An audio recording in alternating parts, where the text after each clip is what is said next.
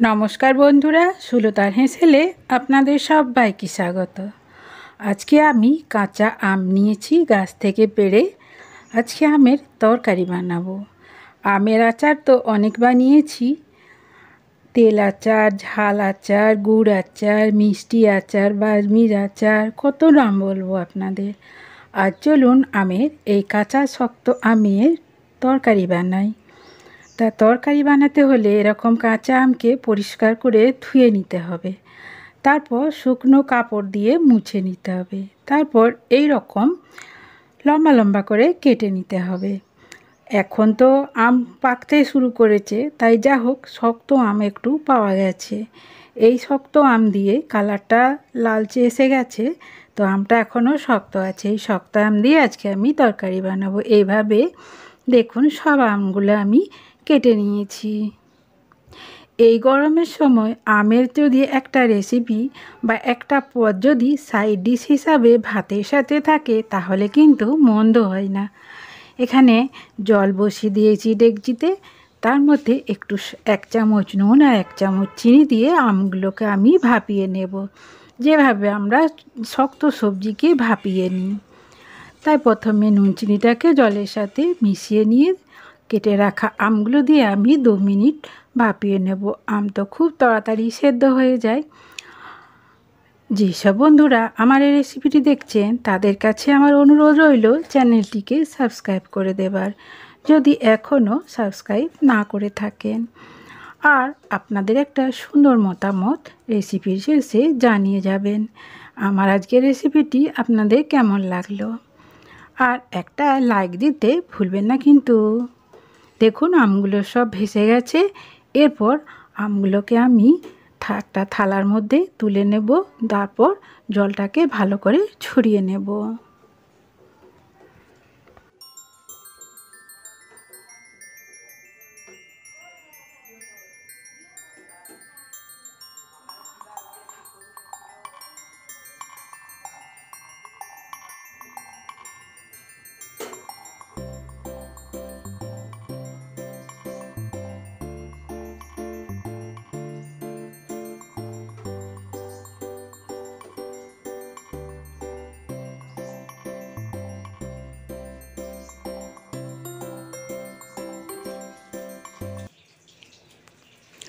আমগুলোকে সব জল ঝরিয়ে আমি শুকনো করে নিয়েছি, কারণ এর তেলে দিলে তখন জলের ছেটা লাগতে পারে, তাই শুকনো করে নিয়ে রান্না করলেই ভালো হয়।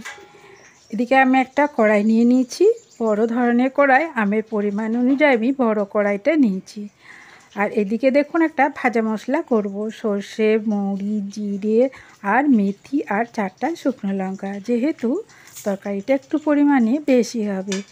এরপর একটা লোহার কড়াইয়ের মধ্যে এটাকে আমি একটু ভেজে নেব।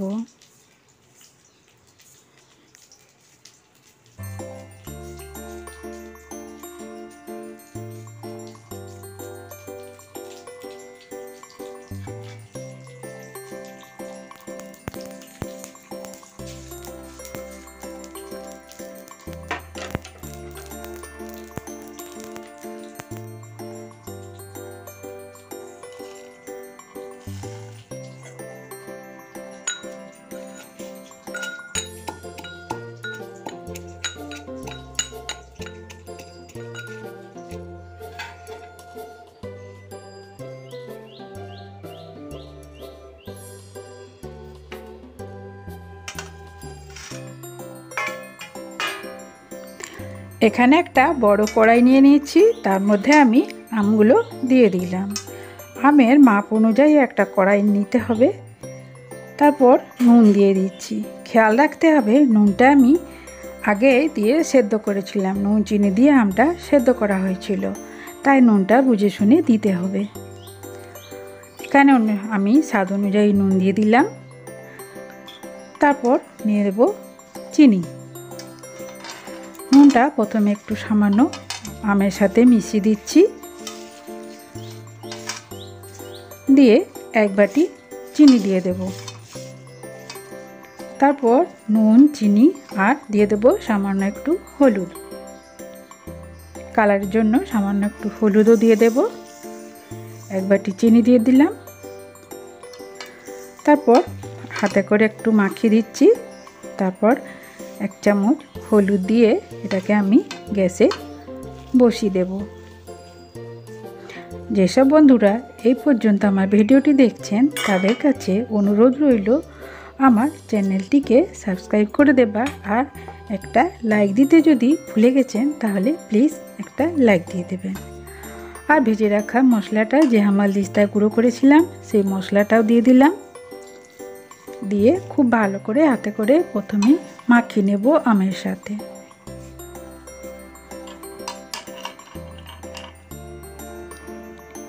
এরপর এটাকে চুলায় বসিয়ে দিচ্ছি। তারপর গ্যাসটা জ্বেলে এটাকে ঢাকা দিয়ে দেব। দিয়ে লো আঁচে, মানে চিনিটা গলতে সুযোগ দেব, তাই লো আঁচে এটাকে আমি রান্না করব 5 মিনিট। 5 মিনিট পরে দেখুন চিনি থেকে রস বেরোতে শুরু করে দিয়েছে। এরপর আস্তে আস্তে মাখাতে থাকবো আমের সাথে, আর এটাকে আমি রান্না করব।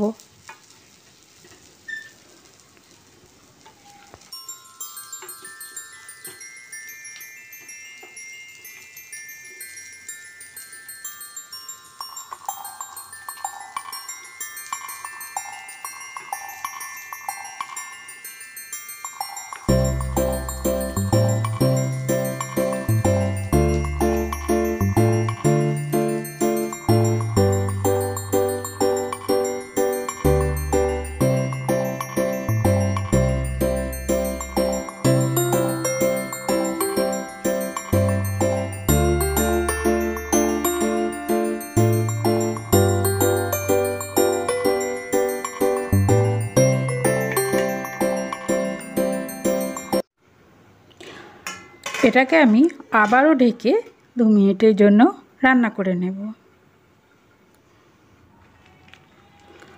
আর দেখুন একদম রান্নাটা হয়ে গেছে।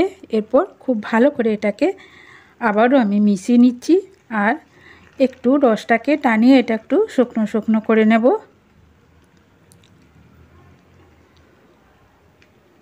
আর এই যে দেখুন, যখন এই রসটা হাতের মধ্যে নিলে একটা চ্যাটচ্যাটে ভাব আসবে তখনই জানবো রান্নাটা কমপ্লিট হয়ে গেছে। এরপর এটাকে আমি এক কাছে জড়ো করে রসের মধ্যে ডুবিয়ে দিচ্ছি। তারপর গ্যাসটাকে আমি বন্ধ করে দিলাম, দিয়ে এটাকে ঢাকা দিয়ে ঠান্ডা করে নেব। যেসব বন্ধুরা আমার এই রেসিপিটি দেখছেন তাদের কাছে আমার অনুরোধ রইল এইভাবে একবার আমের তরকারি রান্না করে দেখার জন্য। দেখুন কতটা সুন্দর হয়েছে। গরম ভাতের সাথে, রুটির সাথে, পরোটার সাথে বা লুচির সাথে সাইড ডিশ হিসাবে এই আমের টক বা আমের তরকারিটা খুবই লোভনীয় হবে, আর এই গরমের মধ্যে খুবই ভালো লাগবে। আমের আচার তো অনেক খেয়েছেন, এভাবে আমের তরকারি বানিয়ে একবার দেখুন। এর মধ্যে কিন্তু কোনো রকম তেল দেয়া হয়নি।